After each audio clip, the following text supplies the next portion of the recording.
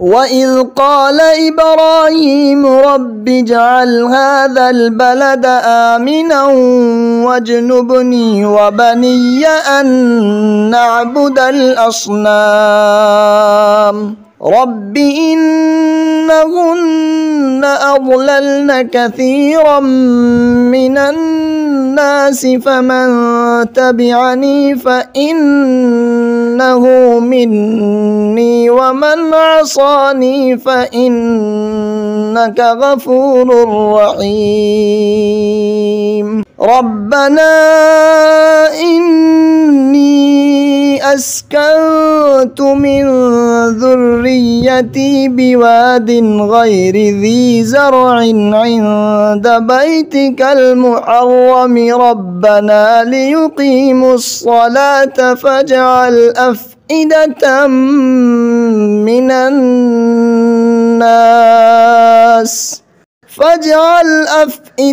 من الناس تهوي إليهم وارزقهم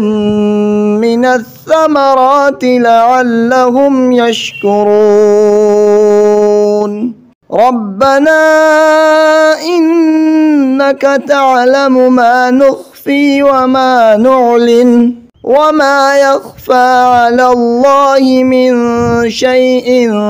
في الأرض ولا في السماء الحمد لله الذي وهب لي على الكبر إسماعيل وإسحاق إن ربي لسميع الدعاء رب اجعلني مقيم الصلاة ومن ذريتي ربنا وتقبل دعاء